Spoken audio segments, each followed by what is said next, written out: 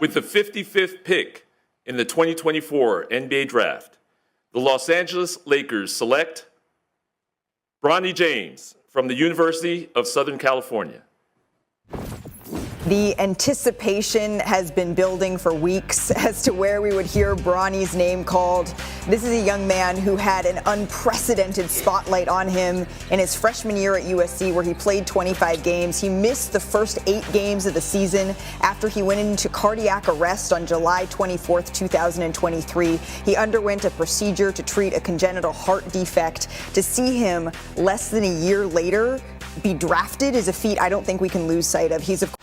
With the second round of the 2024 NBA Draft coming to a conclusion, I am a bit late on this video, but there was many other draftees picked from all across the world.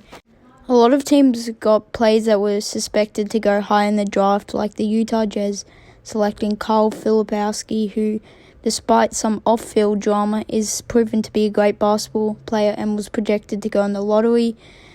And my personal favourite, Johnny Furphy, who came from Australia, he was drafted to the San Antonio Spurs, but is heading to the Indiana Pacers to play alongside Tyrese Halliburton, Pascal Siakam, Andrew Nembhard, and I think he'll fit in great. He's a great shooter, played for Kansas, and I might have to make a separate video on him because he played very well, and obviously I love the Aussies, and a lot of Aussies moving around to different teams, getting drafted, but also moving around.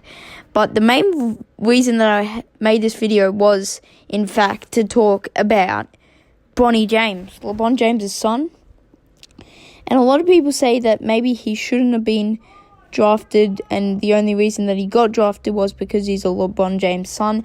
And while that might be correct, he's still a great basketball player, and maybe he shouldn't have got drafted to the NBA, but maybe with some time in the G League he can learn, and maybe it was good for the Lakers because LeBron James might agree to a pay cut because he wants to get a star because they drafted Bronny James.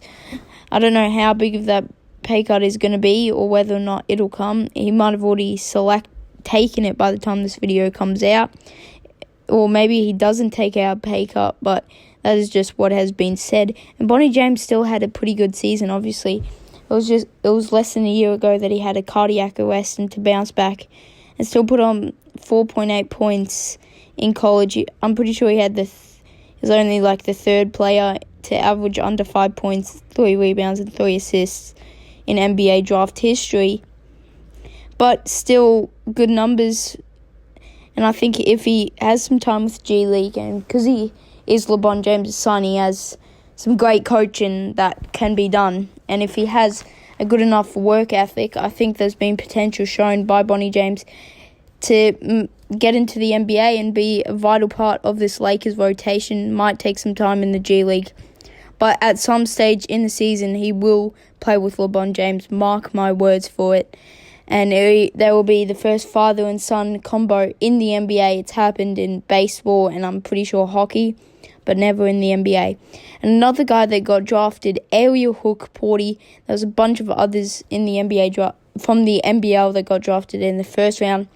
But the last pick in the draft was Ariel Hook Porty, who got drafted to the Dallas Mavericks. I don't know if he's getting traded, but I love his game, and he played for the Melbourne United, which is my team. So I don't know if he's ever going to suit up, but just great to see more NBL players get picked up. But yeah, thanks. I'm going to be talking about the NBA offseason with some moves already being had, if there's any major moves, or I might just break it down in a couple days. But sorry for the late upload, but thank you guys for supporting this channel.